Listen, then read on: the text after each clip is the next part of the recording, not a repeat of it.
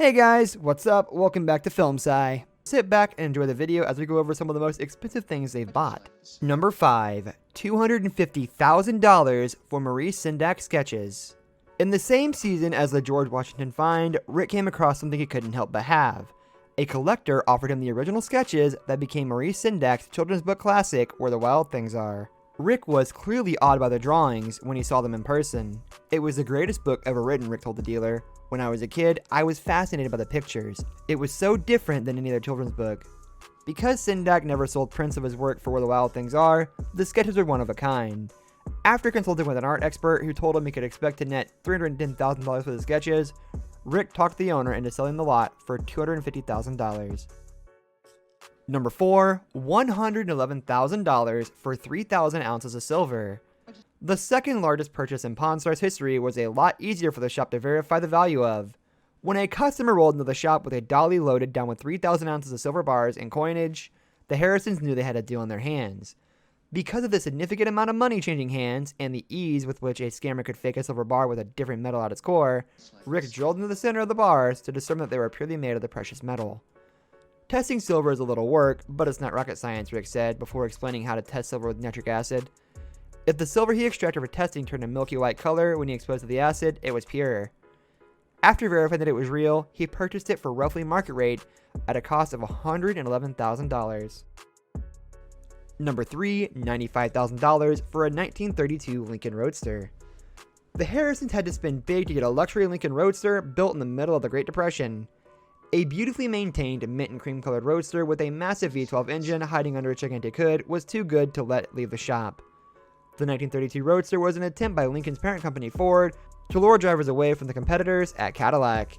It was priced to move at $4,000 in 1932, roughly $70,000 in today's money.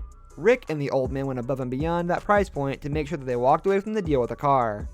For the decadent 150 horsepower classic car from 1932, they offered a cash buy of nearly $100,000. They didn't have to wait long to get the money back, however. The owner turned right around and used the $95,000 he made in the deal to buy gold from the pawn shop. Number 2. O.J. Simpson's escape car. The Harrisons had to make a tough decision when perhaps the most famous car in American history fell into their laps. O.J. Simpson's white Ford Bronco has been seen by millions of Americans, with the former NFL star leading Los Angeles police on the world's most well-known low-speed chase ahead of his eventual acquittal on murder charges. The current owner of the iconic Bronco brought it to the stars of the show looking to sell. Given the infamy of this particular Bronco, the seller wanted a hefty sum. He asked for $1.25 million from the Harrisons, about $1 for every 100 Americans who watch OJ run. Ultimately, Rick had to turn him down and send him off to find another buyer interested in macabre history. Number 1. $90,000 for Mary Ford's 1961 Gibson SG Les Paul guitar. Gibson's Les Paul signature guitars cost a pretty penny as it is.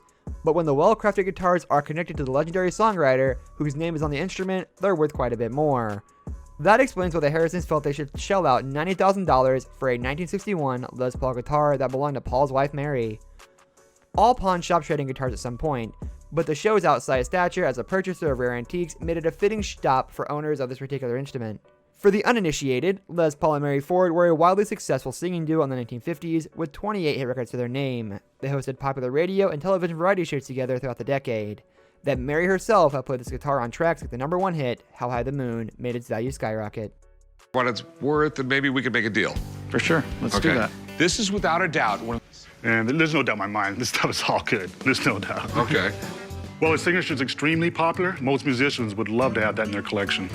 All right. All right, well, you got a fantastic collection here. I don't see the evidence really of a secretarial.